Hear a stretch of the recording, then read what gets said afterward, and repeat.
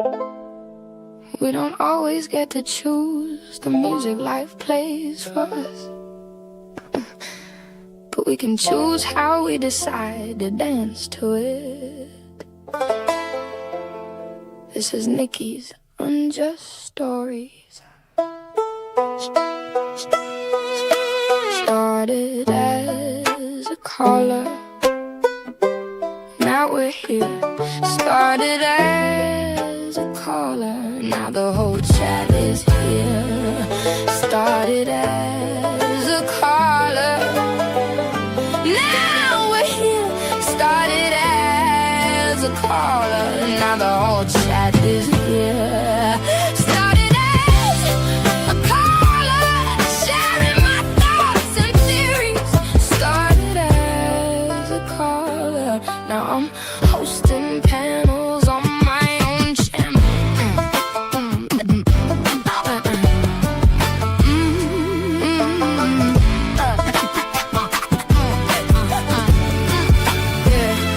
It starts with one unjust story at a time, giving silence back a name after the news has moved on to dance to a new song. Keeping memories alive when the headlines fade away. She'll tell your story and say your name, so it won't be lost in vain. For the family still waiting and distraught for the names that get forgot, she keeps another candle burning when the world forgot. A single candle in the dark can light the way and leave its mark. Our healing is that candle, and though it may not light up every hall, it's enough to guide us to the right light and help the healing journey begin, or put up a good fight if need be. Like a candle in the wind, your candle burned out long before, but I'll continue to tell your story. Every episode brings promise that every story gets its light, because somebody out there still misses and remembers them every night. Started as a caller, now we're here. Started as a caller, now the whole chat is here. Started as a caller, now we're here. Started as a caller, now the whole chat is here. Started as a caller, sharing my thoughts and theories. Started as a caller, now I'm hosting panels on my own channel. This is Nicky's Unjust Stories.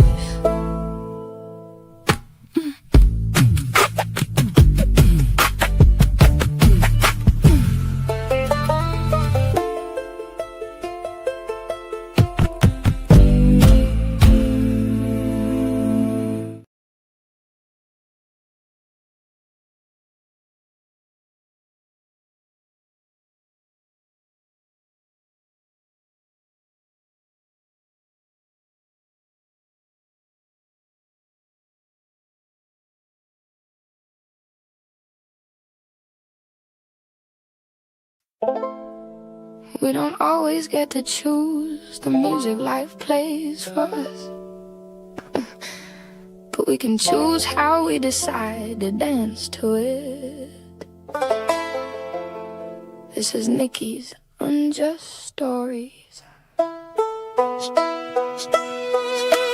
Started as a caller, now we're here. Started as a caller, now the whole chat is here. Started as a caller, now we're here. Started as a caller, now the whole chat is here. Started as a caller, sharing my thoughts and theories. Started as a caller, now I'm hosting panels on my own channel.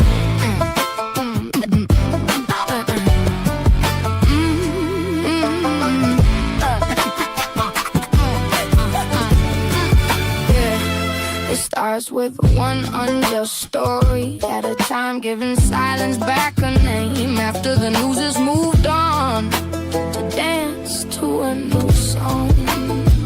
Keeping memories alive when the headlines fade away.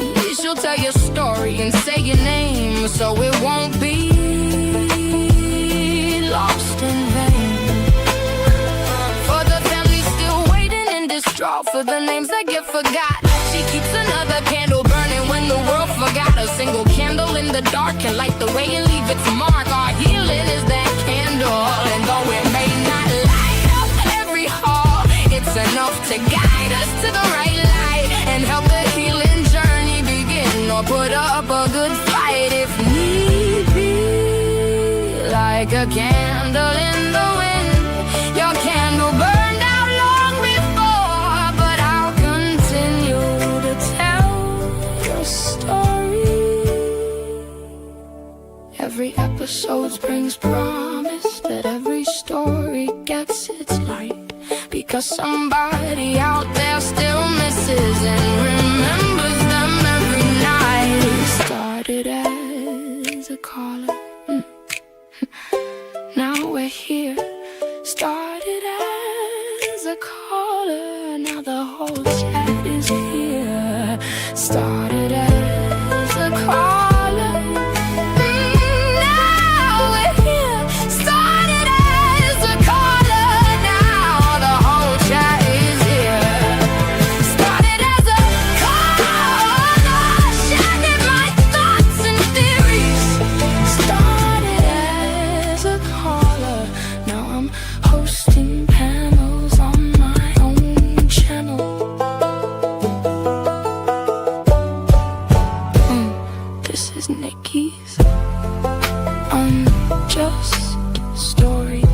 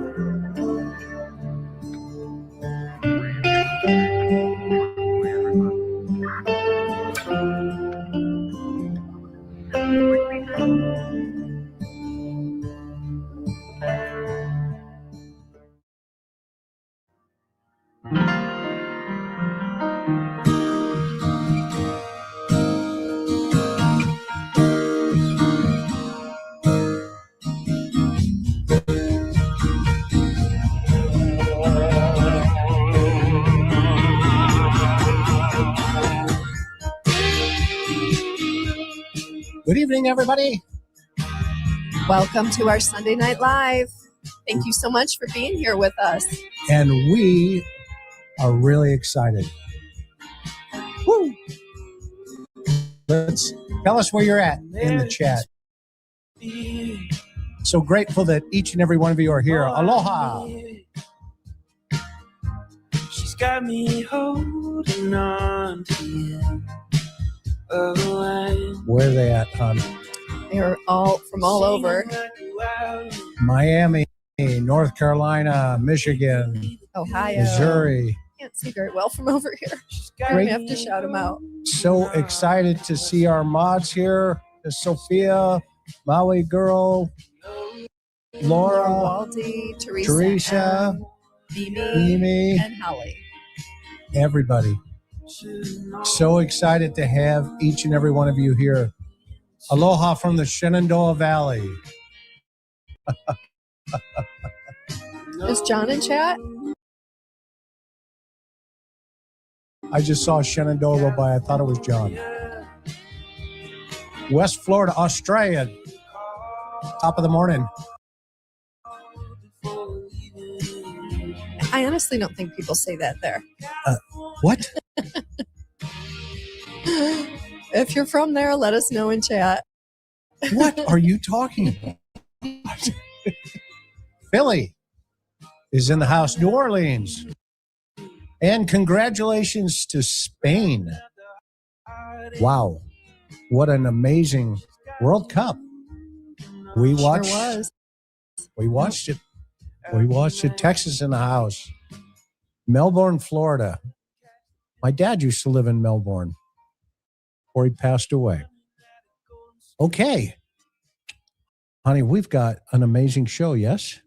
We have a lot of information for you guys tonight, and we are looking forward to presenting it to you. We sure are. And this young lady here has been digging. Yeah, a little bit more into nanos. What are we calling him anyway? Take your pick. I know, right? Yeah. He should be wearing an orange jumpsuit, quite frankly. But that said, because you found out not only some additional disturbing information, we thought we couldn't find out any more. But does it stop? It doesn't seem to stop, and there seems to be quite a lot to choose from. Yeah. So we want to present this to you guys. And, you guys, you make your own decisions about what you think of all this. Macon, Georgia. Awesome. We should call him Bozo, as Becky says. I agree. He's got clown shoes on, but this is serious stuff because, the reason we want to dig into this even further and further is because at some point we have said from the very beginning, if a suspect is arrested in the Nancy Guthrie case, then the defense, if in any way, shape, or form Nanos is on a witness list or anybody that's connected with him on a witness list, i.e. he is number 2 guy, no pun intended. If that guy is on a witness list, did you like that little funny joke? It was, I'm not surprised you made it, but okay. Yeah. There is going to be some real cannon fodder for the defense. It just all goes to his credibility or lack thereof. And if you're just joining us, we are talking about the Nancy Guthrie case, and we're going to be presenting some new information you may not have heard before about Pima County Sheriff Chris Nanos. Yep, let's go. And we agree with you 1,000%. So my first condolences to the citizens of Pima County. You think you got a winner there, and unfortunately, there's some real problems. And you can see it not only in how the investigation's being handled and taken care of, but quite frankly, you guys haven't seen anything yet until an arrest is made. And once that happens, you're going to have to put your seatbelts on. And quite frankly, you're going to have a 5-point restraint system because it's possible that car could roll and everybody could be ejected. And so we're not doing anything that the defense isn't already going to do if a suspect is taken into custody. Because just as you're seeing in a lot of these high profile cases, when they run out of real evidence, i.e., some other dude or something to that effect, well, then they start attacking the process. And when they start attacking the process, that's where, they start attacking the officers. They start looking for what they call Brady materials, meaning, they go into the officers' divisional files, their personnel files, and they start looking for information that could have been detrimental to their client, which is exculpatory evidence to the client, because as you know, the courts are always concerned about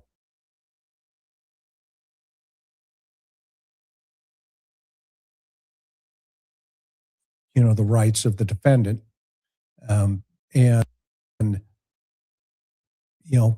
that's our system today. Sometimes I agree with it. Sometimes you got to live with it, and that's how it rolls.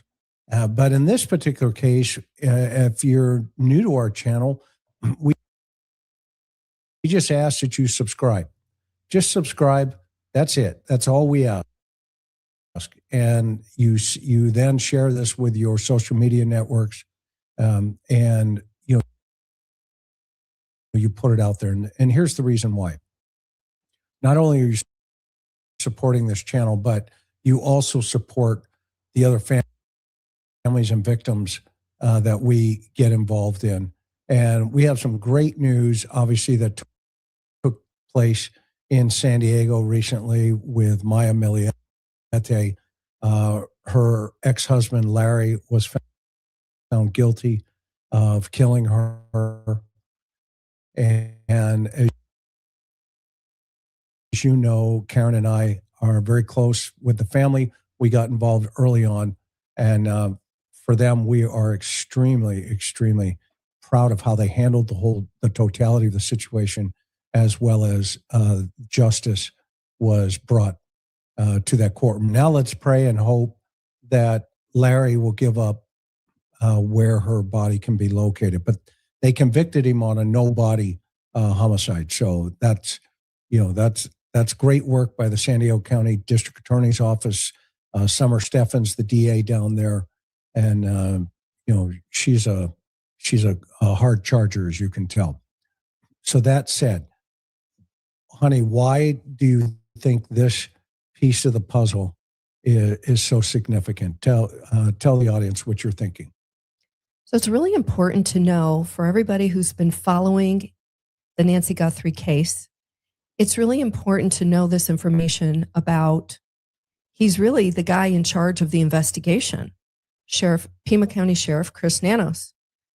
The Pima County homicide detectives are lead in the case, but everybody is following under Sheriff Nanos. We know that. Now, the FBI is also obviously involved in the investigation, has been, let's call it since day 4, according to the FBI director, Kash Patel. According to Sheriff Nanos, they were involved earlier. I'm not buying that piece, but it's important to know, if you're following the case, what the background is to the full extent for Sheriff Nanos. We have to keep this in mind. It's really important as this case drags on and is still unsolved to the best of our understanding. They haven't made any arrests other than, Derek Colella, and okay, that's kind of separate. But right now, if you're wondering, is the case stalled? What's going on between the Pima County Sheriff's Homicide Task Force and the FBI? Well, knowing what we're going to be talking about is really important, because it really lays the foundation of where Sheriff Nanos is coming from. And you may have heard things like, well, Sheriff Nanos publicly said that he doesn't like the FBI. That was 10 years ago in the local Tucson media. But tonight, we're going to kind of put it in context and give you guys more background information so you can make your own decision when you're following this case. So that's why I think it's important. Yes, and I 1,000,000% agree, because we've heard about it, but we didn't really know a lot about it. And so leave it to my sweetheart, Those of you who don't know, she is an investigative journalist. She started way back in a couple of weekends ago, even though she's only 22, as you can tell. But she started in the LA Times in boot camp in the newsroom at the LA Times. And then from there, her career took her to investigative journalism, covering mostly crime. And that's quite frankly how we met many, many years ago. I was afraid working homicide that I would see my cases, what they call above the fold. And of course, the suspect here was always behind the pen in her maiden name at the time. That was her coverage name. Anyway, that said, let's move forward and talk a little bit about what do we want to call him? Nanos? I'm going to call him Sheriff Nanos. Okay. You can call him. I'll call him any whatever. number of things. You can, click the clown horn, whatever you want to do. Okay, so let's set this up for the audience. Tell the audience where we're going here tonight. So we went back to 2015, about 11 years ago, and took a look at the FBI investigation that was done into the Pima County Sheriff's Office. And what happened? This all happened under Sheriff Chris Nanos' leadership. Now, before we jump into this, I think it's important to kind of know the order of things. How long has he been a sheriff, et cetera. And he came into and out of office. So it's not like he's been there for 10 years straight. So here's the high level overview. Chris Nanos was appointed sheriff, Pima County Sheriff, in August of 2015. Were you going to say something? Appointed. Yes, appointed. That's important to understand. This is true. Okay, so let me back up just for a second. Chris Nanos in 2014 was the second in command under Sheriff Dupnick. And so when Dupnick retired in 2015, the Board of Supervisors appointed Chris Nanos to step into the sheriff's shoes midway through the year, August 1st, 2015, to replace the retiring sheriff. In 2016, Chris Nanos lost the election for sheriff because of this whole scandal that we're going to lay out for you tonight. So he lost the election to Mark Napier. That was 2016. In 2020, Sheriff Nanos ran again, but this time he defeated Napier in the sheriff's race. So that was 2020. In 2024, Nanos ended up winning re-election, but we can't forget he put his opponent, Sheriff's Lieutenant Heather Lapin, what I call under house arrest, AKA he put her on administrative leave for 3 weeks, in the 3 weeks before the election. Now, tell everybody what that means. I mean, for those who may not know it, maybe overseas in Australia or New Zealand or whatever. So administrative leave means that she could not come into the sheriff's department and do her job. Now do the math, right? Everybody, right, hon? Yeah, it's outrageous. Do the math. Outrageous. Your opponent, political opponent in an election, running for the job that you want because the sheriff is an elected position. The guy you're running against basically puts you in jail. He freezes you out of the election, even during the day that she was supposed to vote. And the only reason he could even do that is because she worked in the sheriff's department. Right. If she had a job elsewhere, Nanos could have never extended his long arm of the law to affect her, but she worked under him in the sheriff's department. And by the way, that she sued him, and it's an unsettled lawsuit. It's still out there. That is still going. That lawsuit is still pending. Now, Nanos won a lawsuit recently from an inmate in the jail who sued the Pima County Sheriff's Office for $1.3 million. But the court just threw that case out because the person suing is a inmate in the jail. And so don't let him, pull a fast one on you that just because that lawsuit got thrown out. Again, this goes back to the time where even he was in El Paso and they couldn't take him to the grand jury. So he's got some tremendous luck right now. But I think this Nancy Guthrie case, the luck's going to run out. It's coming. I can feel it. Go ahead. Okay, so again, back to 2024, Nanos wins by a mere 481 votes. That's like a handful of votes. 481 votes because he kept his opponent. He kept his opponent from going out and campaigning in the last 3 weeks. Last 3 weeks. And he's being sued over that. Okay. Yeah. So here we are in 2026, right? Yep. The world gets to meet Sheriff Nanos February 1st, 2026, when Nancy Guthrie disappeared out of her home. The folks of Pima County have been dealing with him for a number of years prior to that. So do you want me to give the high-level overview of the case, or you want to walk us through it? Let's walk everybody through. And by the way, you get an idea how this guy operates by the way he gutted the department to anybody that opposed him. I mean, he gutted the homicide team. We're seeing that. He took the individuals like the Sergeant Cross from, I guess he's with the Deputies Association. He put that guy on a desk somewhere in the middle of the East Jabip. And that's a lawsuit as well. That's also a lawsuit. Which we've reported on this channel before. He hooks up all the streamers out in front of Nancy Guthrie's house, even though there were maybe 100 other media outlets. And once those media outlets left, he didn't think that, that citizen journalist existed. So he had them arrested. And 3 of those cases have already been tossed out and adjudicated, meaning 2 of them with prejudice and 1 without. So I can see some lawsuits on top of that coming because, that's a First Amendment violation from the word go.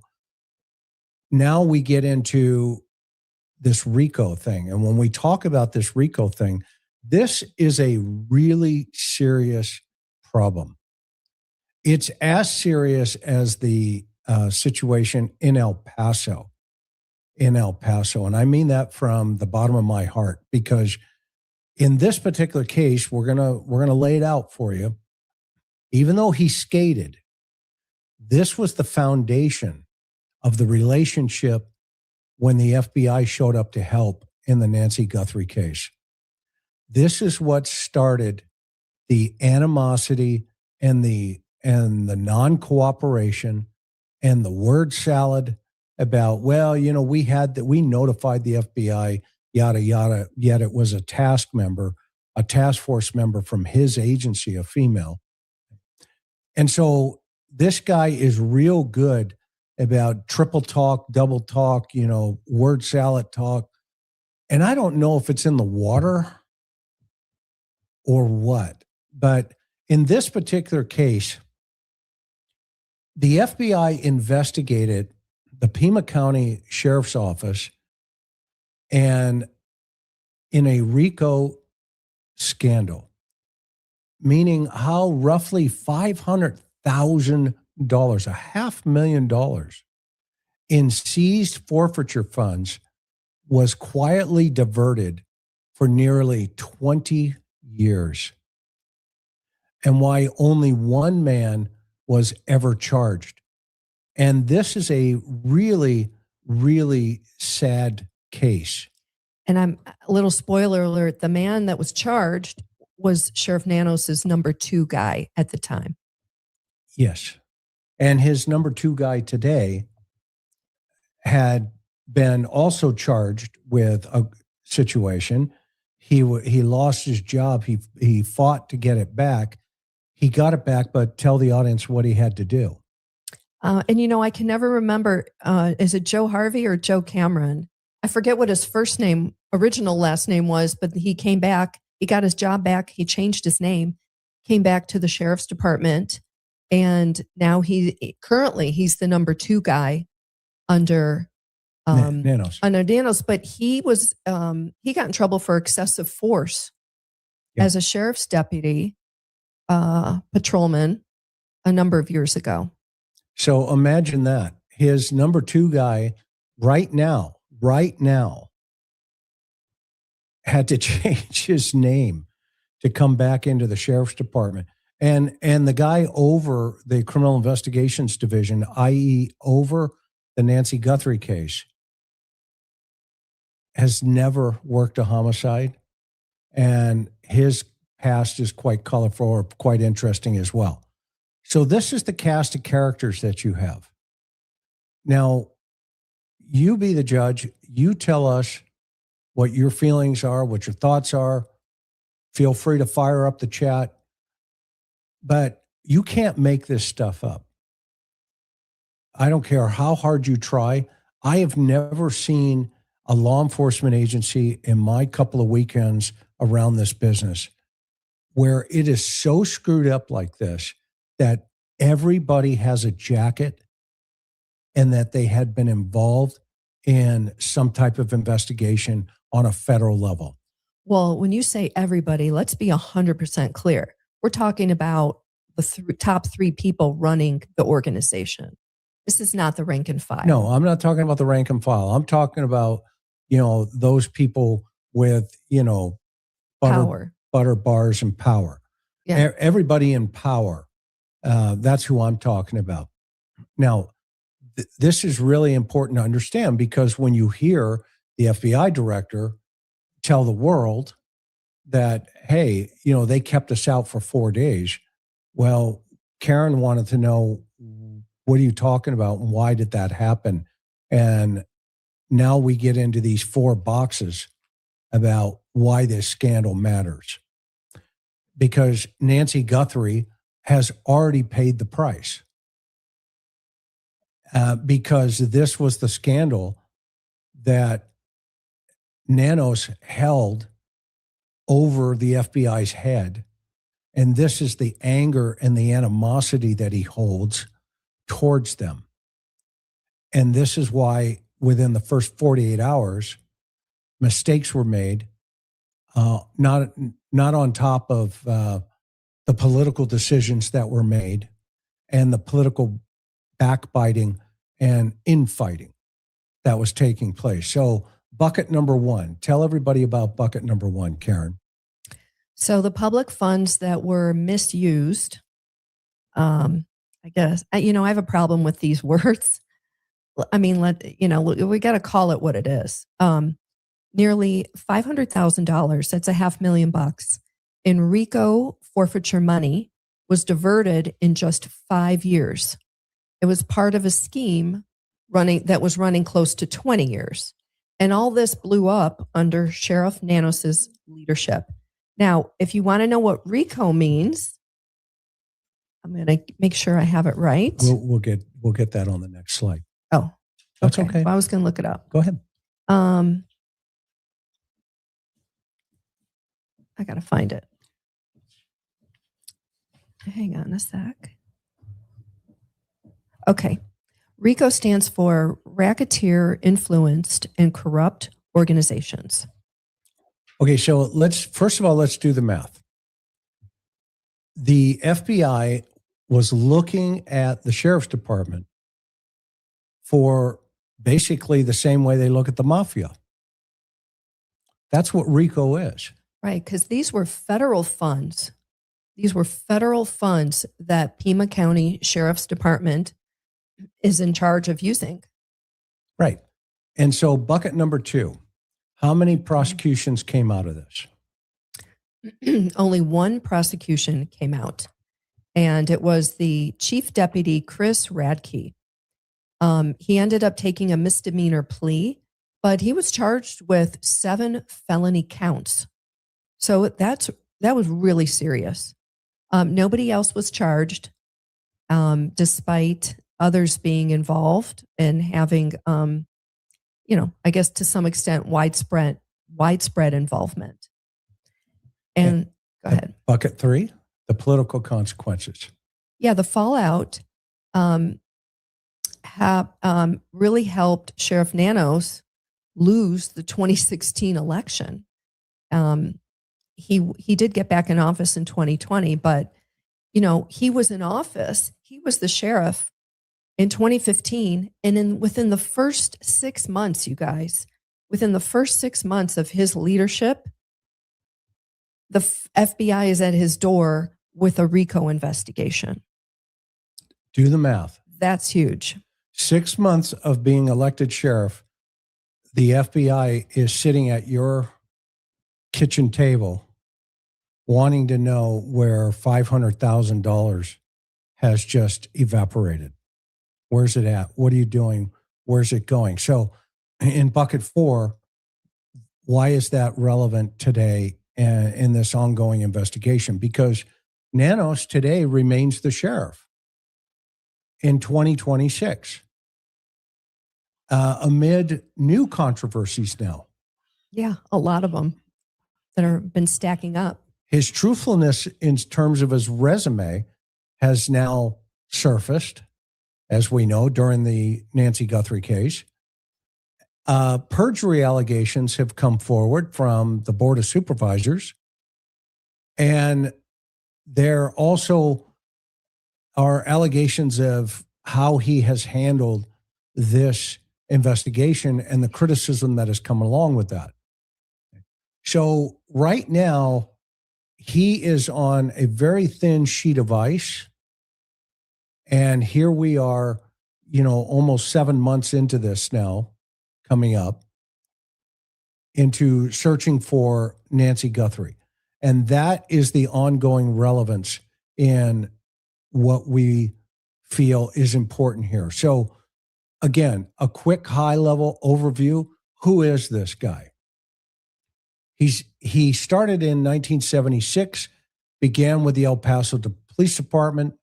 He rose steadily through the ranks after leaving El Paso after 37 allegations of time off, some of that for beating a prisoner and putting that individual into the intensive care unit with a flashlight, by the way, while handcuffed. And they actually took him to the grand jury, but the handcuffed individual was unable to testify against him, so he skated. He narrowly escaped prosecution. Let's say it the way it is. So let's look at the reality of that. Okay. The reality of that is back then, this guy was suspended 37 times. 37 times. In 6 years. One of those suspensions was for beating a prisoner with a flashlight, to the point where the district attorney said, that's criminal. Let's take him to the grand jury. Ladies and gentlemen, around this country, around the world, that's who's leading the Nancy Guthrie investigation. This guy is leading. I'm going to say it again. And Savannah, if you're listening, please talk to your people and get this guy out of the picture. Get him out of the picture. He lost his 2016 reelection amid the incident we're going to talk about tonight, the RICO fallout. Okay. But he won a rematch in 2020 and remains in office as of 2026. And so now let me back up to the very beginning. He was appointed sheriff in the very beginning.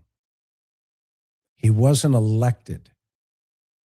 He took the position from a sheriff who resigned or retired. No, he retired. He retired. Okay. This guy oversees 1,500 plus department employees under his command right now. You don't think those folks are going to try to bend the law? Not all of them. But you don't think, and thank goodness that one deputy who went out there and talked to those citizen journalists and said, hey man, I'm under orders to do this. And thank goodness he put it in his report because that is why the district attorney suspended those cases. There was no way on the earth that they were going to go after those individuals because they knew it was on body camera and it was on video camera of what that deputy said. So what the deputy basically said was, my higher ups put me in a position of what they call under the color of authority. And that's civil rights violations. And I don't care who you are. If you're a dirty cop, you're giving folks like myself and many others a really bad look. And I'm glad that officer did the right thing by documenting it in his reports, and why the district attorney, to her credit, I have to give her credit, suspended those investigations. And why do I even bother with those concepts? Because this is on the heel of these types of violations where the federal government comes in and does a RICO investigation. So what do you expect? There's a culture, is what I'm saying. There's a culture within inside of that agency that is driven by Sheriff Nanos. And we've experienced it. Karen and I have experienced it. And that's another conversation, but we'll get there. So what are the RICO and forfeiture funds? Karen, let's talk about the origin. Where did the money come from? So money and property seized from criminals, excuse me, under federal RICO and civil forfeiture laws is then shared with local agencies. So that means that when they take in RICO money, it has to be spent basically on crime fighting. Yep. Do you agree? Yeah, it has to be. Okay, so the intended use, there's strict law on this. It is strictly used for policing, equipment, training, crime prevention, overtime. You have to use it. There has to be that direct benefit for crime fighting. So you can't use it on parties, you can't use it on gifts, and you can't use it on personal benefits. Yeah. Okay, in any way, shape, or form. However, there was a loophole that the sheriff and others had been utilizing for many, many years. So give them a little high-level overview about what that loophole was. So they routed funds through their nonprofit. It's the Sheriff's Auxiliary Volunteers account to sidestep federal limits. So what's the Auxiliary Volunteers? Those are basically the citizen volunteers who volunteer their time for no pay, and they work under patrol. Maybe they help with traffic or crowd control at events, or with patrol for certain certain situations. But these are citizens. These aren't even the reserve officers. These are just citizens. And there's the fund. They're called the Auxiliary Volunteers, and they have an account. And it's the duty and job of the sheriff to make sure that the monies that go in are spent correctly. And anyway, they routed this RICO money through that account. The FBI figured this out when they did their investigation. And I think it's also, I want to tell people that, so what did they do? Where did they spend the money? They bought personal items. They paid for awards ceremonies. And they bought items for 2 cafes that were run inside the sheriff's department. One's at headquarters, and the other one was at the jail. And these are for county employees. If you don't work, you can only go there and use it if you're with the sheriff's department, is my understanding. This isn't anything that the public could ever walk into the sheriff's headquarters and go to this little cafe. This was like for employees only. And I have to laugh. When I was looking at all this, digging it up, the name of the cafes is called Off the Record, the Exclusive Cafe. You can't make that up. You cannot make that up, right? So let me get this right. It's almost like Sheriff Nanos is using this kind of like a private country club. And they call it, at least they did, the exclusive club. I mean, you're a public servant. There shouldn't be anything exclusive about anything related to the sheriff's department. It's outrageous. So essentially there are two cafes set up, if I hear you correctly. One in the jail and one at the sheriff's Headquarters. Okay. These cafes are run by who are the players here? Well, we'll get to that. Let's answer this. Okay. Let's go through this. So when does this kick off? November 2015. I have to give kudos to the local newspaper in 2015. They did some investigative reporting. They filed public records requests, and they figured out that the money that was used to fund these cafes inside the sheriff's department, they were using RICO money. And it gets worse.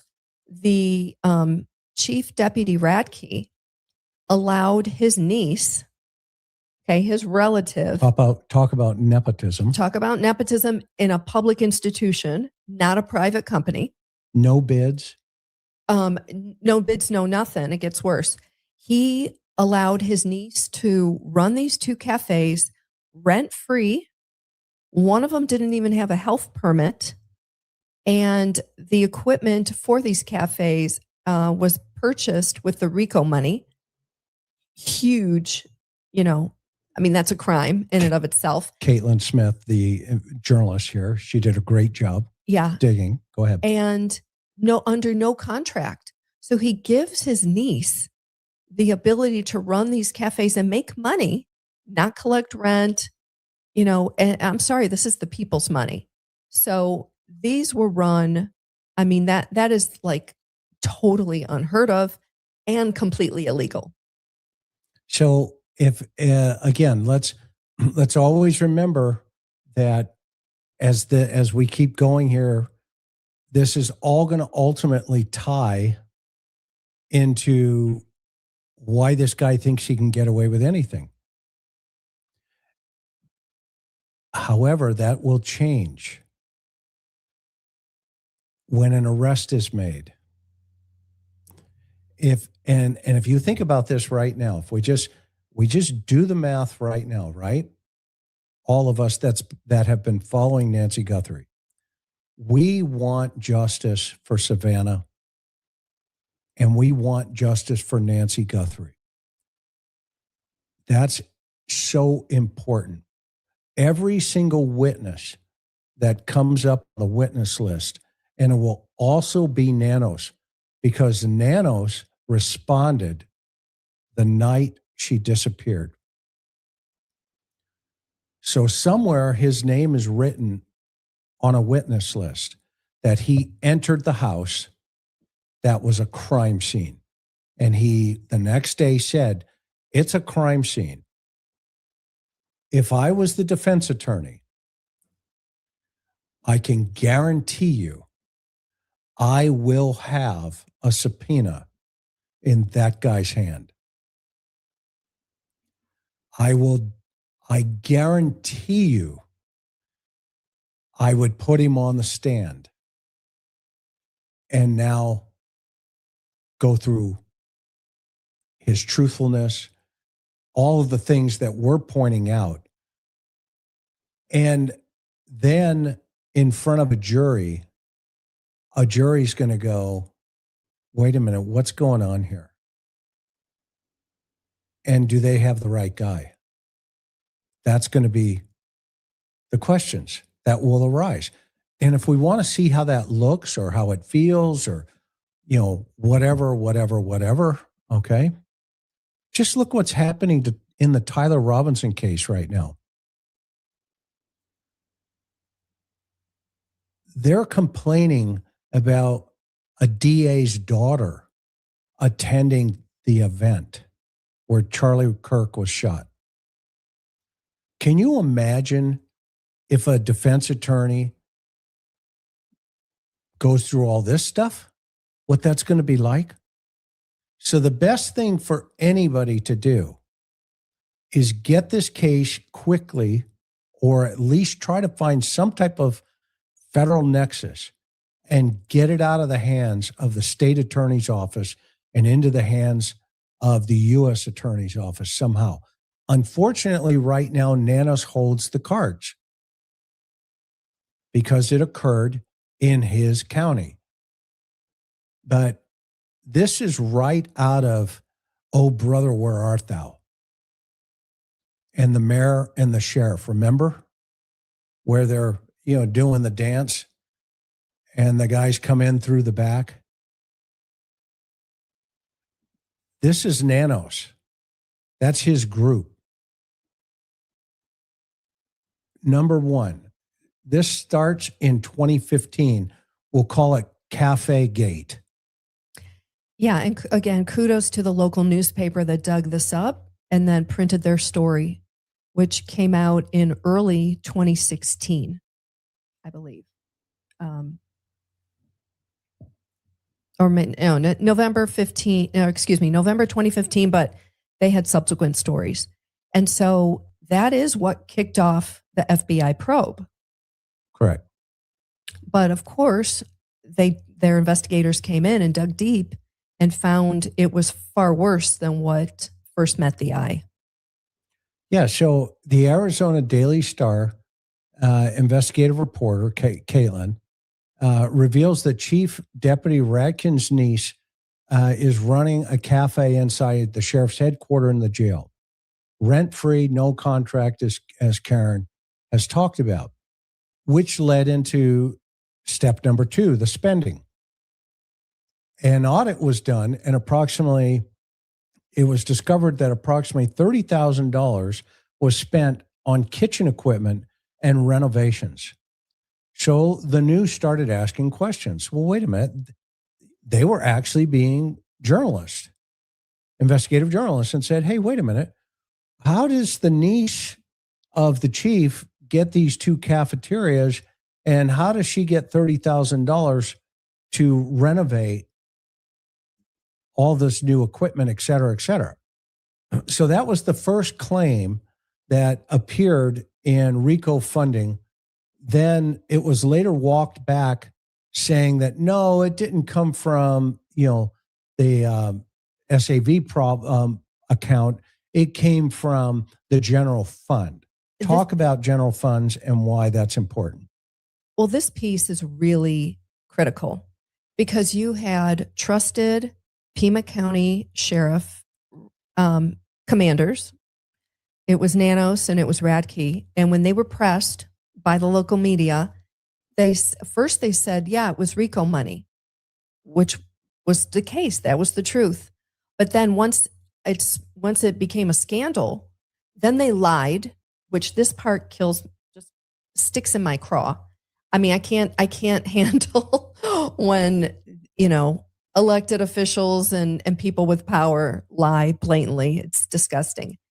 They claim, no, it came from general fund. It was the general fund. Well, that was a lie. No, it wasn't. And by the way, general funds have to be used for public purposes. A cafe inside headquarters and a jail for the employees is not that's not public use. Public use are the Pima County residents. So I just think that's a really important point because first, when they got caught with their hand in the cookie jar, yes, it was RICO funds. They realized, oh, that's a bad look. Maybe we knew we were doing wrong. We got caught, and then they lied. And the media has them all on that, has their lies, in the paper and TV as well. So, there you go. That's who's running the sheriff's department. Okay, so now we get into number 3. This is when an FBI investigation was launched.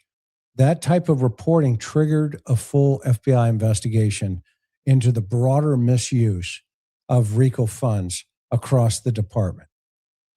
So what they started doing was looking at all of the line items in their budget, and then they did an audit on all those line items and wanted to know if the money was following the federal guidelines in terms of expenditures.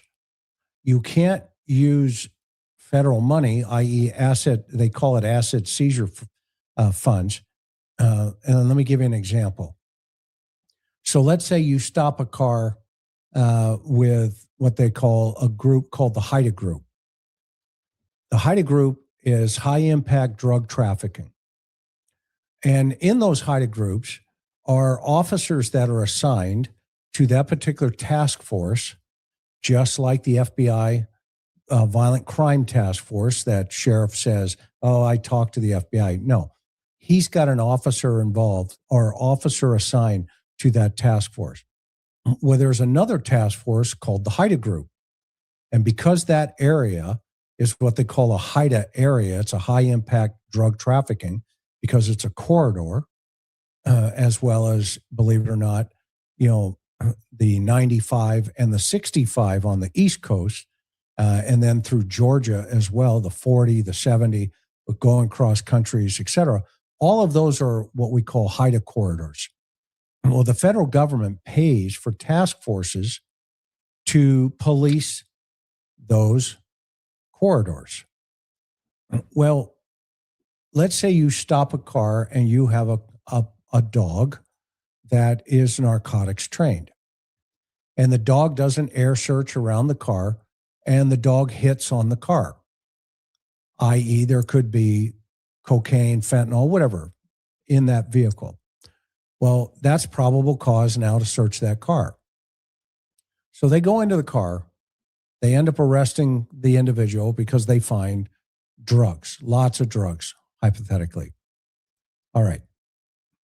And let's say they find 2 bags of cash. And the dog then sniffs those bags, and the aroma of narcotics is also on that cash. So now the sheriff's department, under federal asset seizure laws, can say, that's our money. We are seizing this money and putting it into evidence. They can also seize the car that the individual was driving. So not only do they get the drugs, the suspect, they get the car, and they get the money.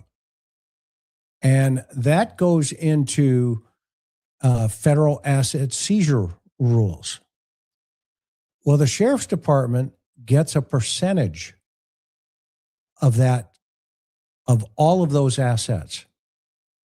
So you ever heard of the auctions, federal auctions, where they're selling cars and that kind of stuff? Those are the type of cars that they're selling. They're selling cars that were used in criminal, in crimes. That's a good thing, actually, okay?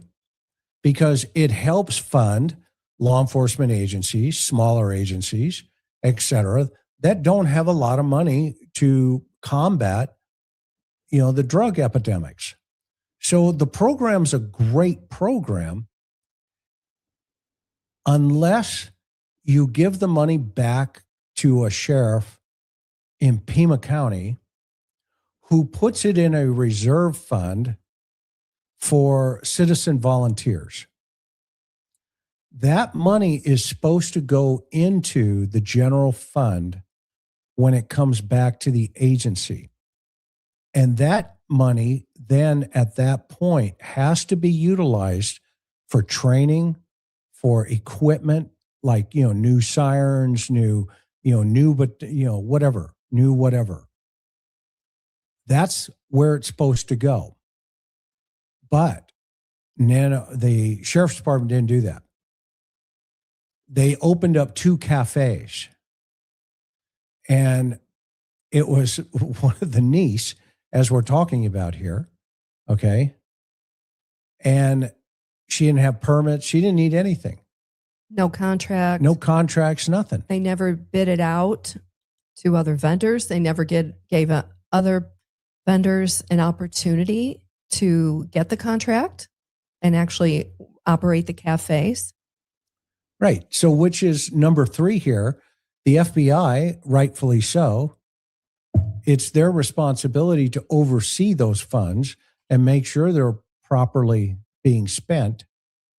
And so they go and they do an internal records audits, and they discover that RICO money had been funneled through the SAV accounts for years, almost 20 years, Yeah, wow. That's shocking. enabling spending that violated federal laws. Now, why is this important, or how does it implicate Nanos? Well, when Nanos was elected sheriff, he now was responsible for managing those funds. And he, rather than call the FBI and say, hey, I need to let you know I'm shutting these funds down because I noticed some, peculiarities here, he kept it going and kept ciphering money off into these funds. And I think it should be noted that Nanos requested more than $200,000 in transfers to that account that the FBI ended up investigating. So he was doing this to the tune of $200,000 worth of things like, What was he spending on? but it's personal items, Parties. paying for award ceremonies, within the department, and 30,000 of that went to the cafes.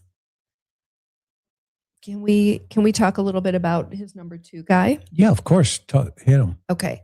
So the axe really fell on the number 2 guy, this Chief Deputy Chris Radke. He was in charge of this particular task for admin. Corvette Cafe. Yeah, that's what Nano should have named it. That's a good one.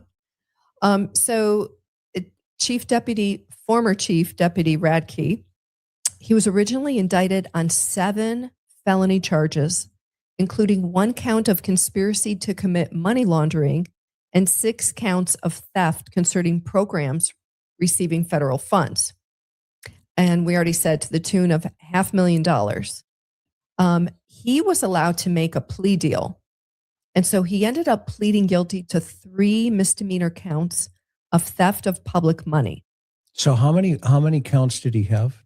7 felony charges. So this guy gets 7 charges, felonies. Yeah. And he's allowed to plead down to how many? 3 counts of misdemeanor. 3 misdemeanors. Okay, Yeah. Go ahead. So in May of 2017, he got 1 year probation, a $3,000 fine, 100 hours of community service, and this last one's my favorite, a stipulation prohibiting him from seeking employment in law enforcement or with Pima County. A la Joe Cameron / Joe Henry, or Joe Henry / Joe Cameron. I can't remember. Who was a guy who got in trouble. He got fired from the sheriff's department. We already talked about this if you're just joining us. And he was allowed to, he fought it in court, changed his name, and 2 years later came back and got rehired with the Pima County Sheriff's Department after basically being bounced out. And now he's the number 2 guy under Sheriff Nanos, head of the Nancy Guthrie investigation. Which sheds some interesting light on one U.S. senator who showed up with a box of donuts. And I went back and I watched his press conference recently where he made a very interesting comment. And that comment was, I hope the sheriff and the FBI can work together. And he said it in that press conference out at the curb when he just came out after bringing the donuts in. And that was Senator Kelly.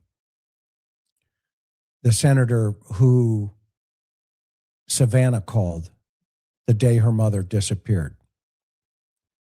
So you have the highest political forces in the United States, including Trump on an airplane weighing in, including the FBI director weighing in, and a U.S. senator on the scene. Every one of these guys has to know about Nanos. If they don't, they do tonight. You got a problem. Because let's look at the diversion scheme for a second, and then we'll jump right back here, honey. Okay? Okay. Number one, here was the 4 steps to how they pulled this off. First of all, there had to be seizure money. And that RICO forfeiture money, again, is seized from criminal cases and approved for transfer to the sheriff's department.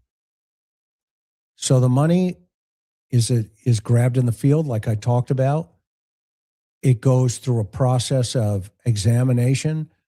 A case is usually adjudicated through the U.S. Attorney's Office, and then some of that money is approved to come back to the sheriff's department. Once that money comes back, it goes into step number 2. It should have been moved into a general line item in the general fund. Instead, they moved it to the Sheriff's Auxiliary Volunteer Fund. Essentially, what they were doing is trying to launder the money and hide it. And be able to spend it without stringent federal requirements. Yeah. It was their workaround. Right. Because their dubious workaround. The fund that they put it into, that Karen discovered, was a nonprofit account. Now think about that. This law enforcement agency, the money's supposed to buy stuff to keep the sheriffs, to keep prisoners, to keep the citizens of Pima County safe. That's why the federal government gave them back the money. But instead, they put it in a nonprofit account, which they tried to hide it. Okay. So that put them on the radar for bypassing the laws, the rules, number 3. Inside the SAV account, federal restrictions no longer applied. Basically, they hid the money. And did what they wanted to do with it. So here's my question. What else is he hiding? Because that's what the defense is going to ask. Sheriff Nanos, let's go into the future. He's on the stand on the Nancy Guthrie case. Because you can bet the defense is going to argue to the court, this is relevant. This information is relevant to the honesty, the integrity of the sheriff's department and the totality of this investigation for whoever that person's going to be at the defense table. And the defense is going to argue, Your Honor, this is exculpatory potentially for under the, my client's right to a fair trial. And we want to know, because one of those questions is going to be, isn't it true, Sheriff Nanos, you hid this money in the Sheriff's Auxiliary Volunteer account, a nonprofit account, which was a loophole to the federal government asset seizure funds? And he's going to answer no, because that's what Nanos does. But will a jury believe him?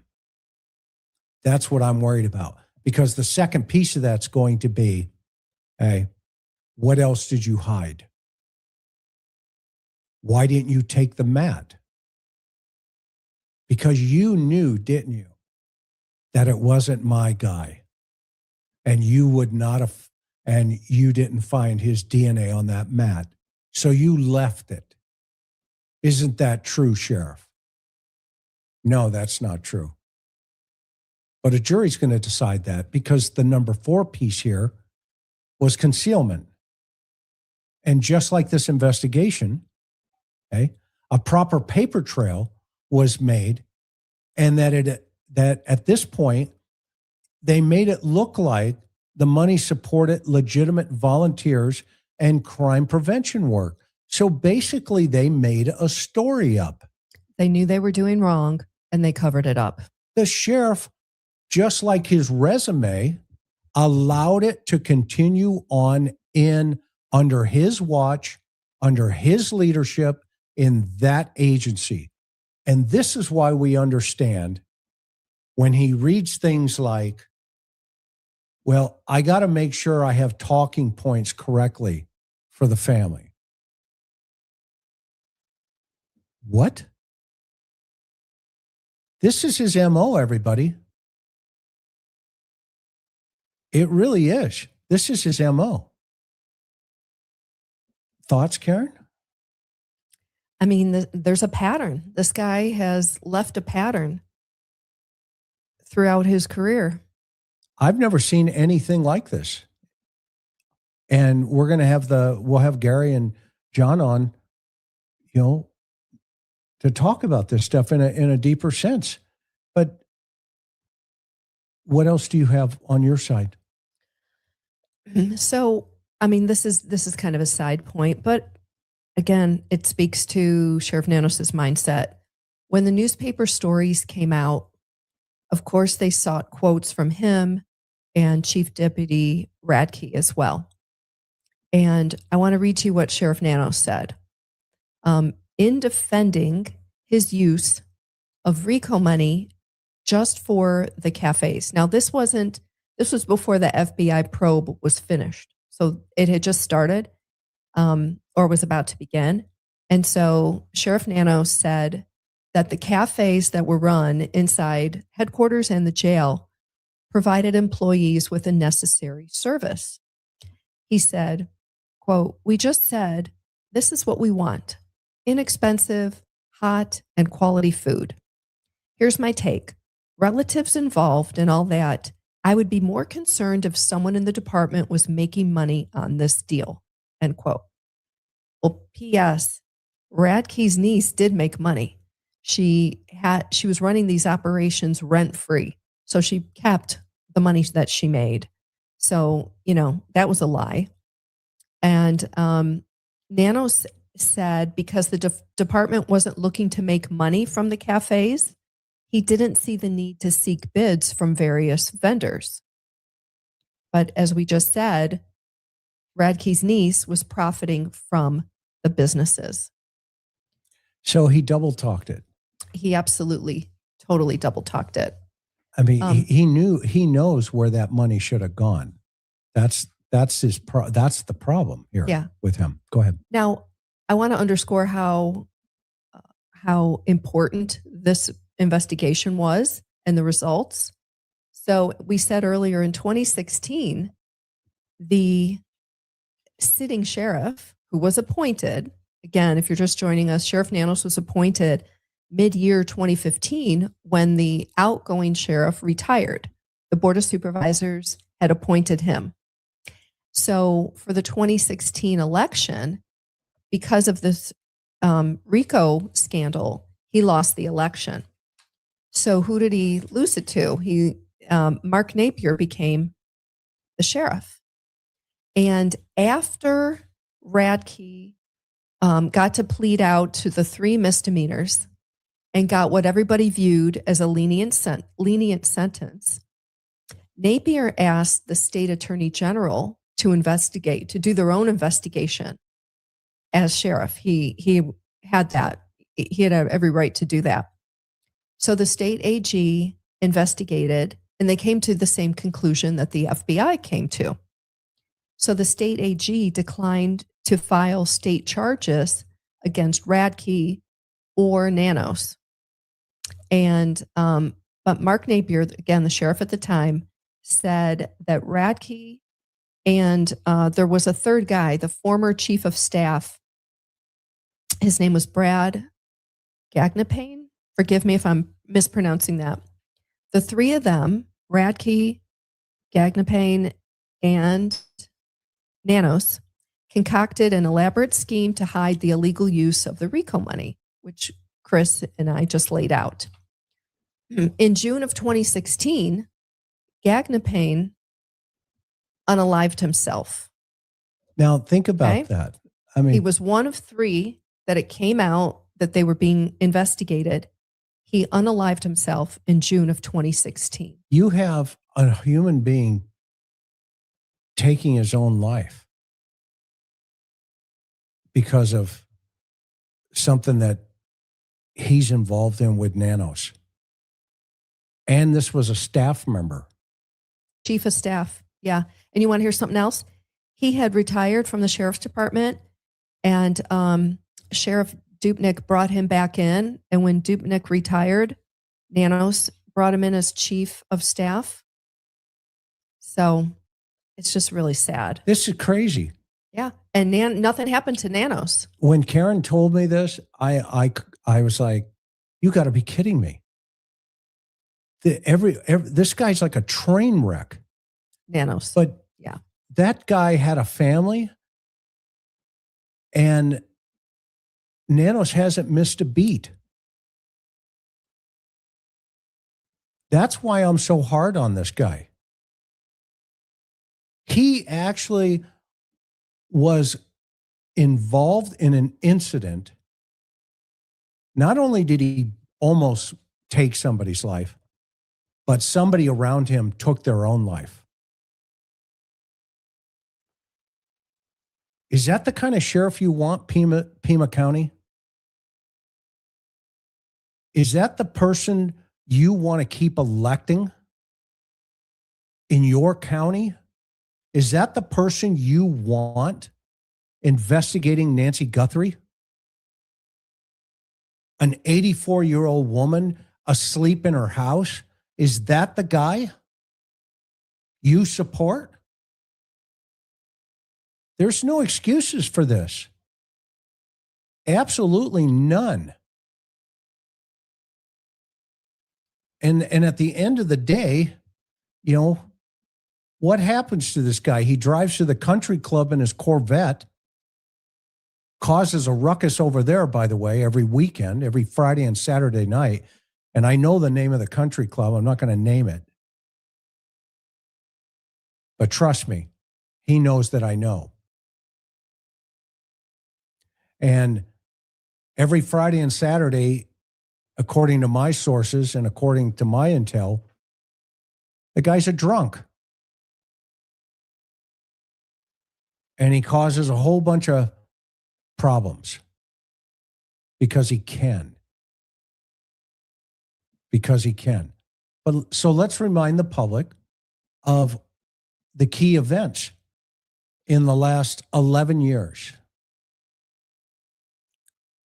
In the last 11 years. 2015, the Star Cafe story is published and the FBI begins an investigation. By the way, this slide would be blown up in a courtroom in Nancy Guthrie's case.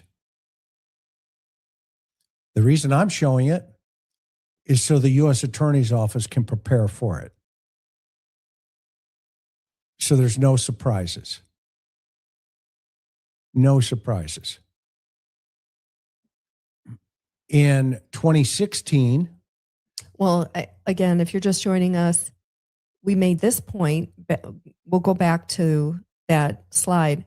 2015, August 1st, 2015 is when when Chris Nanos was appointed sheriff. Again, this guy's in office.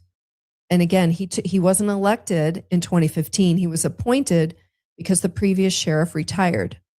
This guy is at the helm 6 months, and there's a major FBI investigation into his leadership and the department. 6 months on the job. Wow. You can't make this up. Can't make it up. Okay, so 2016, Chief of Staff Brad, he takes his He unalives life. himself. Yep. During an active probe. September of 2016, Radke. Radke. I was going to just say his title. Is it Chief Deputy? Chief Deputy Radke. He's indicted on federal felonies. And that was for the $500,000. And he resigns. They allow him to resign. Okay. And then November of 2016, Nanos loses the re-election. Gee, what a surprise, with the RICO investigation as the huge factor in that. Good. Thank you, Pima County residents. Thank you. Thank yourselves. So in February of 2017, Radke pleads to 3 misdemeanor theft counts. And in May of that year of 2017, he's sentenced to 1 year's probation plus a $3,000 fine. No jail time. No nothing. No federal prison, no jail time, no nothing. And then in 2020, Nanos wins a rematch against Mark Napier and returns as sheriff. Oh boy. So the question is, how is this going to play into the Nancy Guthrie investigation? Why is this relevant? Okay. Why is this relevant?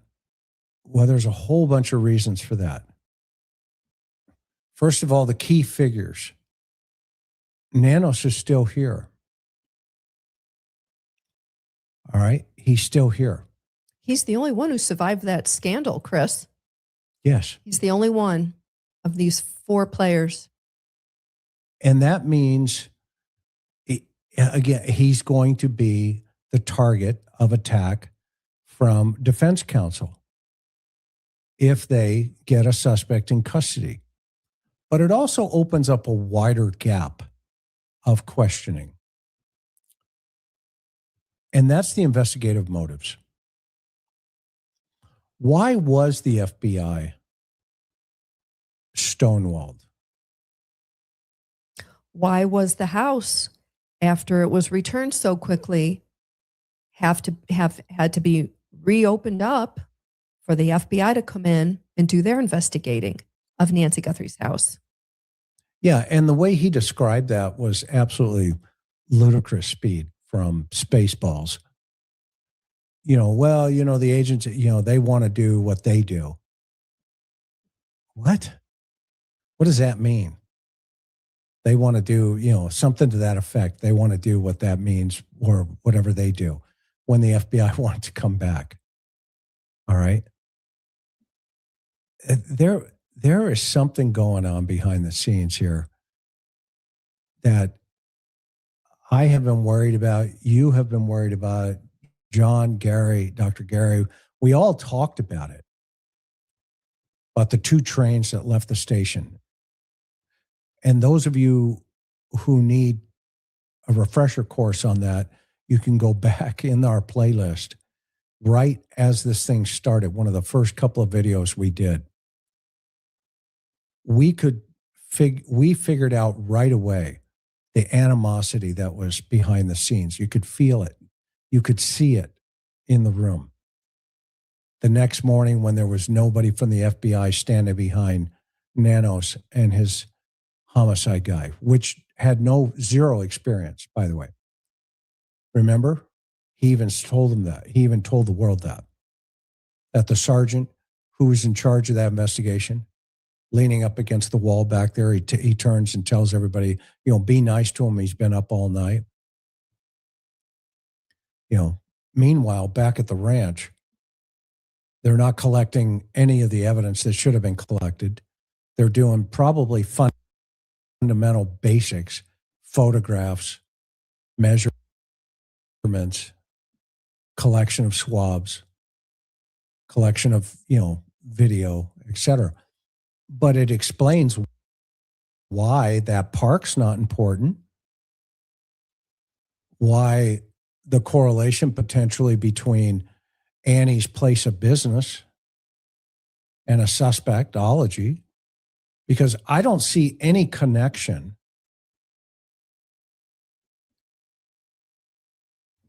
between Nancy Guthrie and the guy on the porch.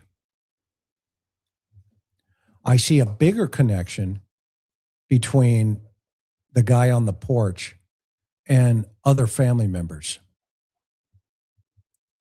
You know, I see all of those things. Karen's got to sneeze. She just wrote on the net.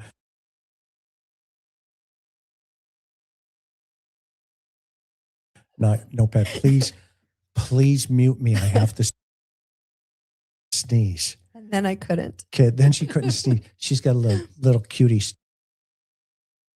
Too. Me. You know, one of those sneezes. You just got so off topic. Okay. You know, I see a bigger connection between porch guy and somebody else in correlation with the family. Wait, what do you mean you don't see a correlation between porch guy and Nancy? Well, he knows obviously she's there, but there's more of a connection to the house than it is to Nancy Guthrie as a whole. There's something there. He just took her as a means to an end. As a means to an end.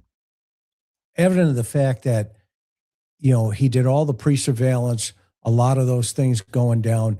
You know, he took all the high risk levels, you know, coming into the environment and knowing that neighborhood. This person is somewhere in that Tucson area. Then why the heck are they not looking for him? That's I my don't point. get it. Yes, no, that's a great point, hon. That's what I'm trying to process as well with many others, is that the fact that you just don't show up and kidnap an 84-year-old woman and then say, okay, our play's Bitcoin. Well, nobody knew what the heck in the family anyway that I'm aware of to date. How are we going to pay them in Bitcoin? What is this? And then the FBI was like, well, we can't tell you what to do, and we're not going to tell you what to do, but we recommend not paying it.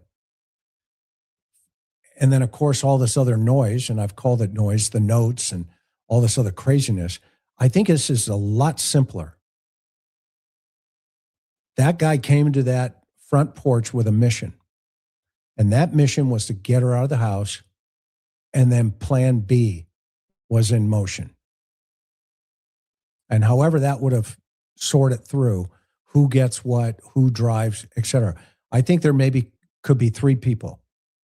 Porch guy, the driver of the car, and somebody that's going to guard and babysit Nancy before she passed away.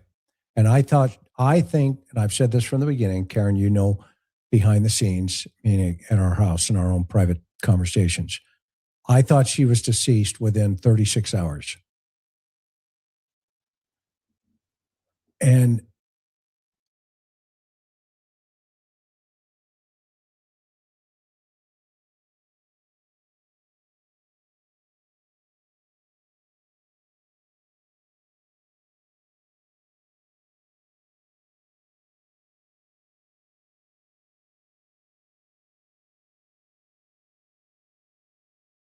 the question is then, okay, what are the other possibilities? What are the other theories? And of course, you know, we get all of this other stuff that I have pounded on here on this channel. But it makes sense where the lack of transparency from Nanos comes from. Why he's not having weekly updates on the steps in the investigation. Why he's not telling the public that he's no longer the reason he's no longer talking to the family. Why isn't he talking to the family? What's going on there? Why did he impound their car? What's going on there?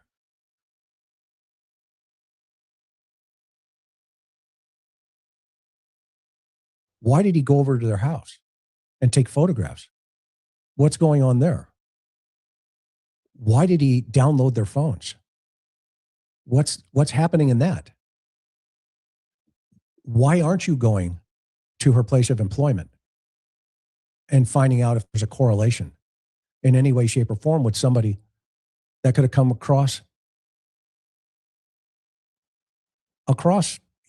with Annie? Why aren't you doing that?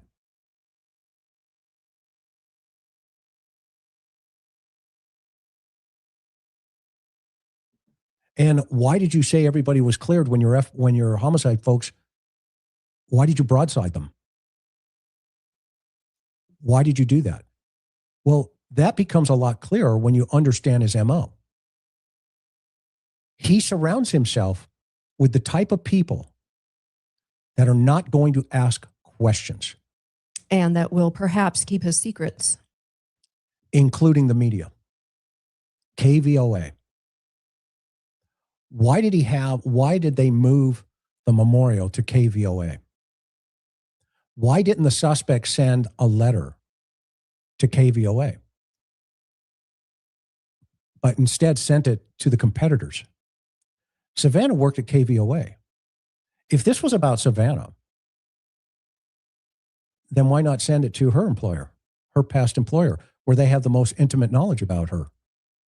Why are you sending it to the competitors and now to TMZ and all of that, the entertainment company? Maybe they know why. The person that sent the letter. How can you trap the IP address instantly on Kalella, but you can't figure out the messaging board that sent the ransom notes? The sheriff said there were more arrests coming recently. Was that just another lie? Weeks ago, he said that. Was that just another lie? I don't know. And if so, why would you lie to the public about these kind of things? Why would you do that? Because you surround yourself with people that would do it for you. And one of these people that you surrounded yourself took his own life from the pressure, from the guilt, from the shame. But you have no shame. And nobody's ever really pinned you down because you duck and weave and all this other stuff. And you know what? Nancy Guthrie's going to pin you down. Nancy Guthrie will pin you to the mat. And it will probably be a TKO. If you think it's bad now, Sheriff Nanos, just wait. Because right now you're in round one actually round two, because you screwed up the crime scene at your leadership. You screwed up arresting streamers where you said the DA was on board. Apparently you missed that part. It's called the Constitution. But then again, you're not really concerned with that type of stuff, because with the RICO money you were spending, you held award banquets. Yeah, this is interesting. They had their annual awards banquets in luxury hotels. They paid for expensive meals, jazz and magic acts, tuxedos, and trinkets. I wonder what the trinkets were. I bet you they're little bobbleheads of Nanos. I don't know if you could give those out to people. It's crazy. They also spent money on promotional items. They spent over $57,000. $57,000 on trinkets and giveaways over 7 years, obviously with no clear crime prevention purpose. So that's just like money out the window. Crazy. We already talked about the cafe costs. My favorite is the other examples. Let's see. They bought model airplanes, restaurant bills. So they spent money at restaurants. They bought microwaves and rush shipping. Are you kidding me? Personal and department items all funneled through that SAV account. It's not funny. I mean, I laughed, but this is really serious. Yeah. And no flyers of Nancy, no flyers of Porch Guy. and no seemingly community effort to try to identify Porch Guy and get to the bottom of this case. Yeah. And, I love this idea. The detectives investigating this case are not nanos. I completely agree with you. 1,000%. But here's the problem. Go ahead. You go. Well, the problem is actually Nanos gets the last word because they have to report back to the command staff, and Nanos gets to override anything he feels like he wants to override. A guy who's never worked a murder case in his entire career. Evident of the fact they left a mat. The doormat outside Nancy's house. You can't make that up. You can't make that up. Who made that decision? It wasn't an experienced investigator. Every experienced investigator I've had on our program has said, why'd they leave the mat? They also said they would have probably taken the door, literally. And the fixture for the camera. Yes, camera, exactly. Yeah, just weirdness. That wouldn't have happened. But it did under his watch. Again, all of this is under his watch as well. So he knew crime was taking place, and he let it happen. I also want to remind people that the Board of Supervisors called him in, if you guys remember, just a couple months ago. Should I hold off if we're still going through this? Okay. Go. And I just want to remind everybody, in May, just 2 months ago, the Board of Supervisors asked the State Attorney General to investigate a charge of perjury against Nanos. This was regarding one of the lawsuits that was filed against him for his unscrupulous actions, retaliatory actions towards deputies and people under him, and that he allegedly lied under oath about his past record. So that's still sitting at the AG's office on somebody's desk. We haven't heard anything. We don't know when we're going to hear something, but that's 2026. That's the serious thing for this year. We just took you back to 2015. That's 11 years ago. And now, this guy hasn't had a clean record since he's been in office. We're enumerating all of the things that he has done in office. So the legal outcomes and the criticisms from the public, right? I think we have, just as bystanders looking through the window, are going, okay, something's wrong here. Because we woke up one day with national headlines that Savannah Guthrie's mother was kidnapped out of her house. Those headlines haven't changed. She's still missing. And we know she's not in her house. So an investigative analysis has to refocus your resources away from the house and into the house. How did the suspect determine points of entry, routes? How many times did the suspect come into the geographic region? And if so, what type of tool would have been utilized? A truck, a car, a bulldozer? I mean, I'm making that up, of course, but those are the kind of things now where investigative resources have to be focusing, while simultaneously you're waiting for a DNA / result of some sort. But you're still going to have that unknown sitting out there. And you're going to have to answer that unknown. All right. You're going to have to answer why a 30-06 fragments when it strikes a human being. Because all the conspiracy theorists are going to jump on it and go, no, that's impossible. There's no way. No way. Well, this case is going to have that kind of problem times 10. Times 10. So you've got to check all the boxes to say that you did it. Meaning you've got to go to all the gun stores and show pictures, even though there's not a sophisticated criminal in the world that would have pulled this off by going to a legal gun store, signing, federal paperwork and getting themselves on video, buying the gun, and then wearing it on the front porch at Nancy Guthrie's house. I would have caught that guy the next day. And you notice they haven't caught that guy. Nobody on that list that the FBI went to all the gun stores. That was to check the boxes.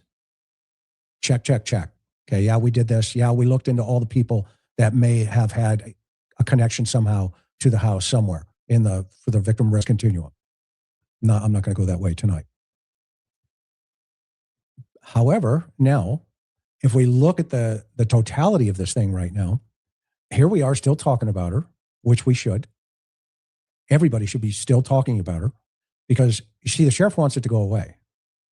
Evident the fact that we were on site and there wasn't a flyer, there wasn't anybody talking about Nancy Guthrie in any way, shape, or form. When I walked into the Circle K store, she looked like a deer caught in the headlights, the clerk.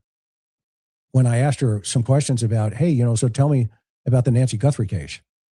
And, how much video did the authorities take out of this store? And she looked at me really, just, oh. And I was like, a lot, huh? And we kind of chatted for a couple of minutes. But I didn't see a single poster of a picture of Nancy and or the guy on the porch at their store, which is less than 0.5 of a mile away from Annie's house and 2.0 tenths of a mile from Nancy's house. Not a single flyer. Nothing throughout the whole city. Even in the sheriff's department lobby, which we went to, there was nothing about the Nancy Guthrie case. And that's in the sheriff's department headquarters. Nothing. Zero. And then we drove on the Interstate 10 looking for the, quote, billboard. Okay. Never saw it. We didn't see it. We drove up and down that interstate. Corridor. Didn't see it. And by the way, that kind of thing is, quite frankly, at this juncture, useless in terms of the billboard. You should have the suspect on that billboard because that guy's still out there. With the $1.2 million reward reminder for people as incentive. That's the guy we want to be looking for. And, I talked to a couple of streamers and guess what? These guys and gals, they're out there and they flood at the parks. I saw some guys talking to, where they're handing out Narcan in the parks and people are coming up to the table and he's showing, pictures of the suspect. Good for him. And then Karen discovers that Nanos had disassembled his street teams, his direct patrol teams. And there's only one direct patrol team. And so then we got hold of, as you guys know, Tucson PD and said, hey, did any of their guys get hold of your teams over there in Tucson? It's called Bravo teams. Did you guys correlate and talk about the suspect that's looking here? And what did they tell us? They've never been contacted by Pima County regarding the Nancy Guthrie case. You can't make this stuff up. That's police work 101. Police work 101, 101. Okay. So what are the legal and the public outcomes and the criticism? I think the criticism is important because it motivates politicians. That's what criticism does. It doesn't motivate the cops. They're already moving, meaning the ground level troops. They're going 150 miles an hour. But the politicians, those that, wear the shiny little stuff up here, and, of course, they don't do anything wrong, they get motivated. And it's not by bringing them a box of donuts.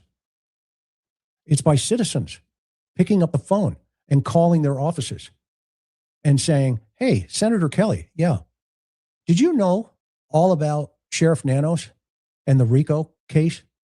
And did you know somebody involved in that unalived themselves? Were you aware of that when you brought the box of donuts? You see, politicians don't want bad press. They don't like it. But sometimes it's necessary. Because when good people do nothing, evil strives forward. And right now, there is a complacency here to the public. The public can help find the suspect in this case. And just like Sebastian Rogers, I talked to Seth a couple of years ago, who is now suing the sheriff's department. They just filed a lawsuit.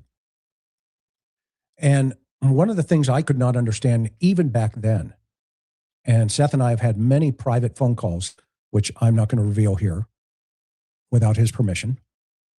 But the one thing I told him was a clarity of focus on, you're at work on video, right? He goes, yes.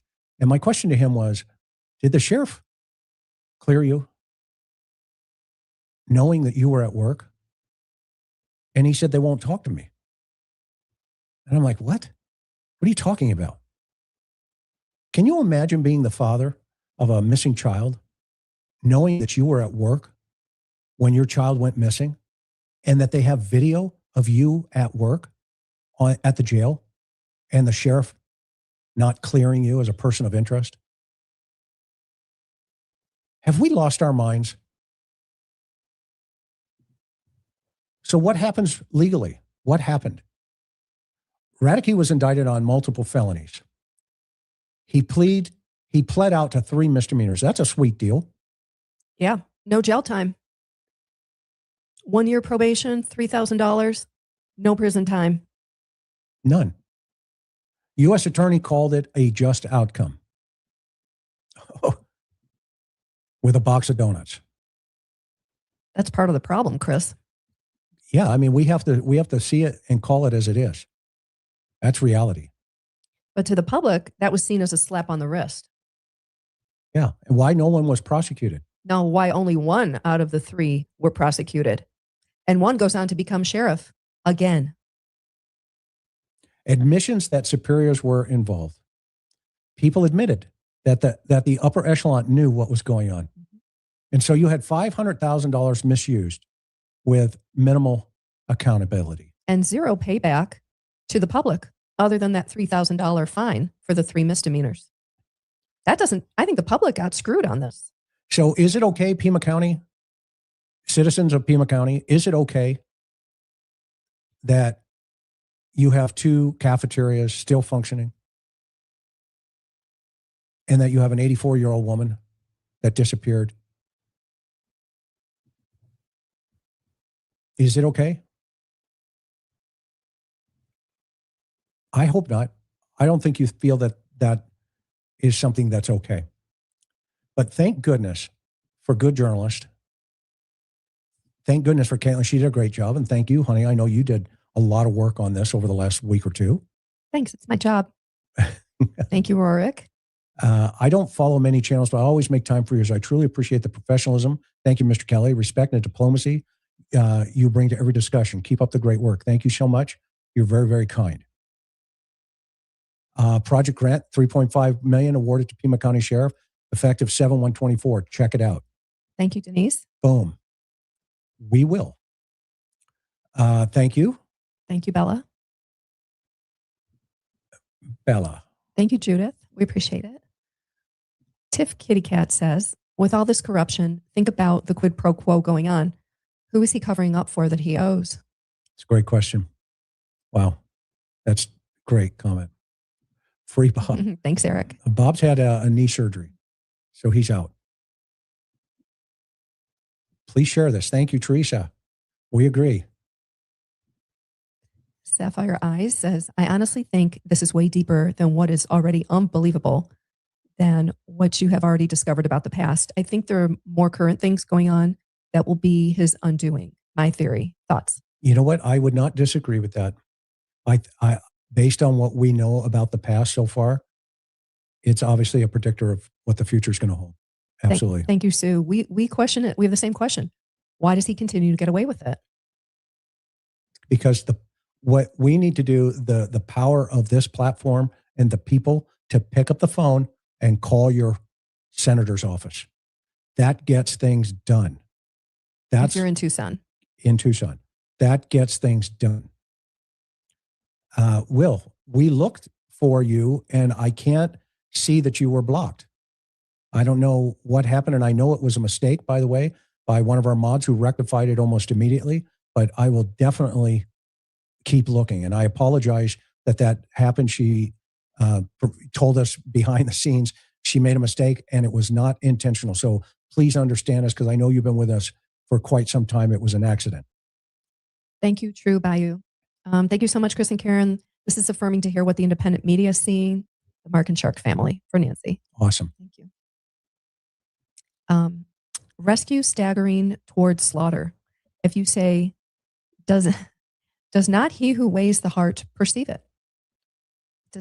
Does not he who guard your life know it? Will he not repay anyone according to what they have done? Proverbs 24:11-12. Yes. Thank you, Sapphire Eyes. Yes. Joan Marie says, is it even possible to get justice for Nancy? Yes. Chris, what do you think about that? I think yes, you can still, they can still win, but it's going to be messy. This one's going to be a lot of smoke and mirrors, and it's going to be stinky, for lack of a better term. What do you mean? What do you mean exactly? We're in a transition here in our justice system. And I'm only speaking from, starting this game in 1982. And a lot of you don't know, but I'm still actively involved in a lot of different things. I'm not retired. That's the bottom line. Am I retired? I tell Chris he will never retire. He's got one of those brains that doesn't shut off. And I don't ever see him retiring and like playing golf 3 days a week. I don't see it. His brain needs to be fed. And I think, look, this is his passion, helping victims, trying to solve cases, providing education to people on what goes into a homicide investigation. And he's been doing it for a long time. And I think he's going to continue to do it for a long time. And when we think about why, I think it's important that we recognize there's a shift taking place, not only in our culture or our society, but even within the criminal justice system. The word accountability is that line is being blurred again. And we go through this as societies, and history will tell us in the world that there are shifts within the rules and the rule of law constantly throughout historical cycles. One day, the social scientists will all be gone, in my opinion. They're going to look back at our time, and they're going to scratch their heads. And they're going to say, what the heck were they thinking? Now, the good news is the shifting has taken place more towards this dynamic with social media that has completely taken the line of right and wrong out of the equation. And can you hand me that pink highlighter? Let me give you an analogy of what I mean. And this is my 2 cents. It's not even worth 2 cents. But I really believe this is where we are in our society. We just had a mayor in New York, for an example, who said they're going to arrest a world leader if he comes to the city. Okay. This is cuckoo talk. And here's the reason why. Let's just use a simple analogy of 2 cars driving on a road. This pink line represents a series of arguments that took place in a civilized legislative session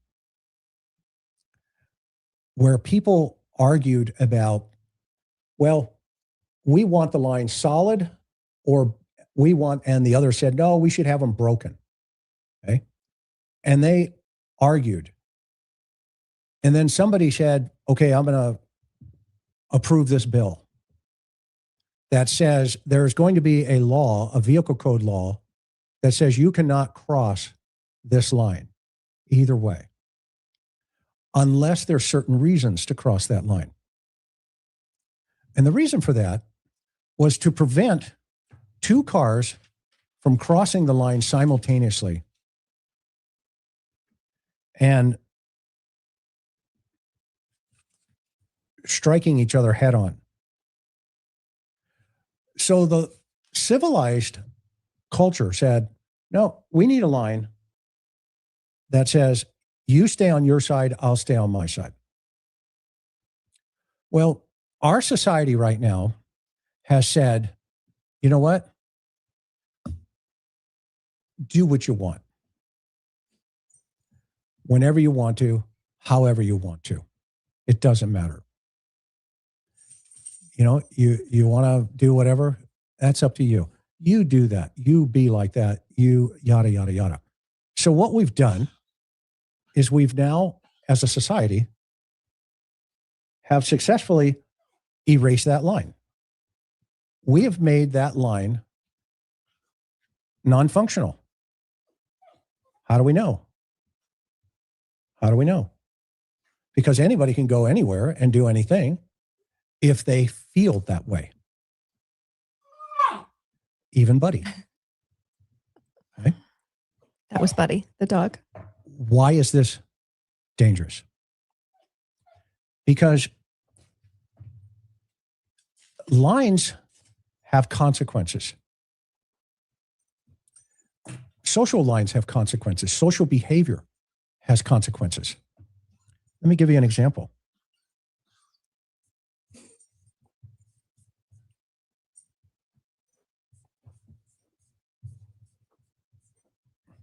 These are just two symbols. This symbol says, over here, you're not like us. It's the same with this symbol. You're not like us in this group thing. Well, the top signal or the top, we know what that is. But do you know what the bottom one is? The bottom one was for academics, those who were gay, gypsies. Actually, there was a list, about 100 different categories. And there's a great line in the book, A Man's Search for Meaning by Viktor Frankl, where he talks about, I came to understand that life was predicated upon the point of a finger. And Viktor Frankl describes how he steps off the train in Auschwitz and he looks down and he sees an SS officer standing there with his arms crossed like this. And as he got in line, he had his manuscript of this book called A Man's Search for Meaning. And as he was getting closer to this SS officer, he saw that people behind him and people in front of him were arbitrarily being pulled out of the line by other people. And when he got up to this officer, he reached out and he shook his shoulders and his manuscript dropped out. And he said, what is that? He said, that's my life's work. It's a book that I'm writing. That book, by the way, became A Man's Search for Meaning. And he said, no, not anymore. And he pointed. The rest is history. There were millions of people that did nothing until that man got the power to point. Don't ever give up your power to allow somebody else to point your life. Don't do it. Because a wolf in sheep's clothing is very dangerous. Extremely dangerous. And that's why I run on these guys like Nanos, because that guy is dangerous. If he's willing to beat somebody with a flashlight, what would he do if he had you in his jail? Those are the kind of people that, there's an old saying we've learned by sad experience, that it's the nature and disposition of almost all men. As soon as they gain a little authority, they will immediately begin to exercise unrighteous dominion upon the souls of those around them. I used to have a card in my shirt pocket underneath my badge. And I would break that card out and read that I was no better than the contacts and the citizens I was serving. And I had a servant's mentality. This guy doesn't have a servant's mentality. A lot of law enforcement officers are being judged today because of groupthink. And it's not right. There are many, many tens of thousands of law enforcement agencies. There's actually 13,000 law enforcement agencies across the country. And there are thousands of officers within those agencies that even look at one Nanos and go, get him out of here. Get him out of here. We've got to get back to that mentality and put that line back. And that means we have to support our law enforcement the right way. And that line should be blue, not pink. And when we see that, we need to thank them. We need to thank our soldiers. We need to thank our firefighters.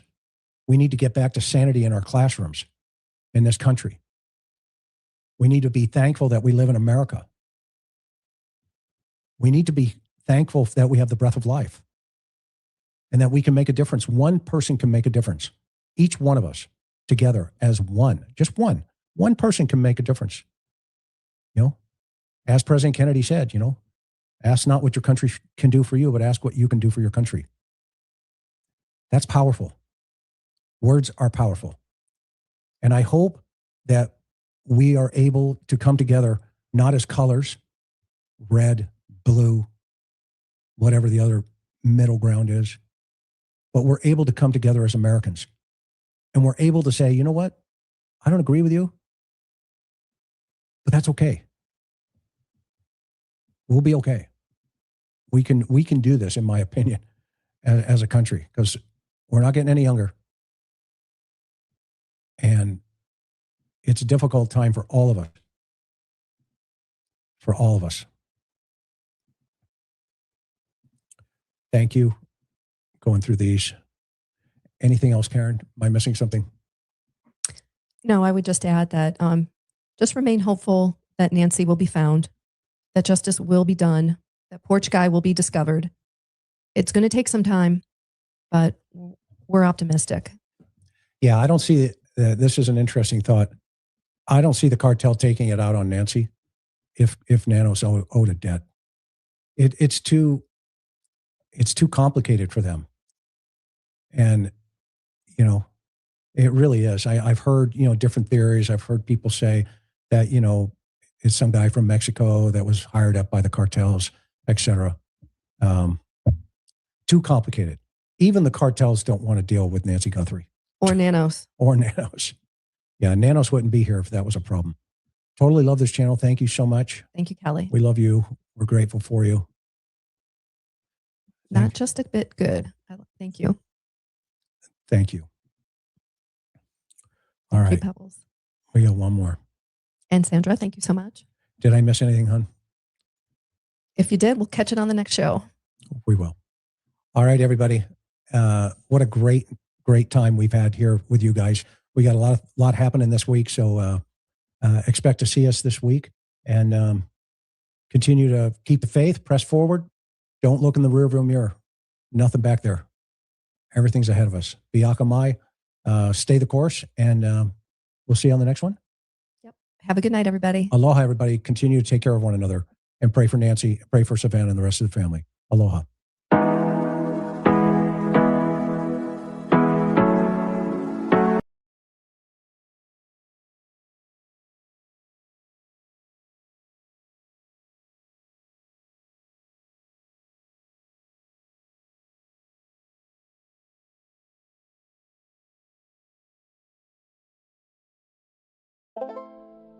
We don't always get to choose the music life plays for us, but we can choose how we decide to dance to it. This is Nikki's Unjust Stories. Started as a caller, now we're here. Started as a caller, now the whole chat is here. Started as a caller, now we're here. Started as a caller, now the whole chat is here. Started as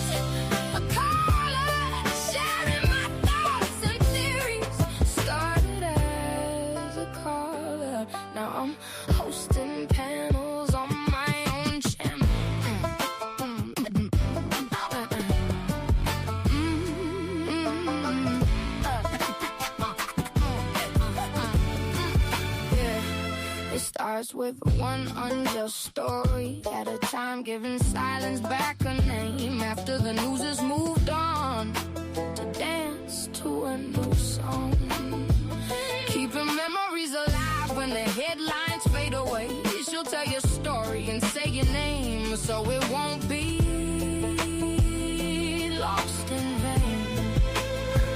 For the family still waiting and distraught for the names that get forgot, she keeps another candle burning when the world forgot. A single candle in the dark can light the way and leave its mark. Our healing is that candle, and though it may not light up every hall, it's enough to guide us to the right light and help the healing journey begin, or put up a good fight if need be.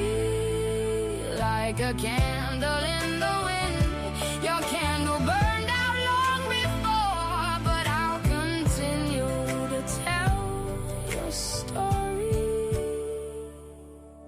Every episode brings promise that every story gets its light, because somebody out there still misses and remembers them every night. Started as a caller, now we're here. Started as a caller, now the whole chat is here. Started as a caller, now we're here. Started as a caller, now the whole chat is here. Started as a caller, sharing my thoughts and theories. Started as a caller, now I'm hosting panels on my own channel.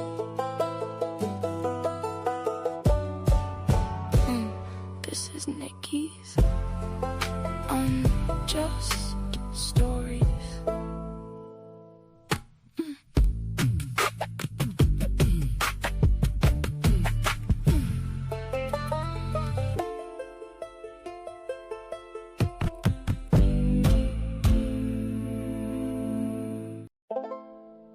We don't always get to choose the music life plays for us, but we can choose how we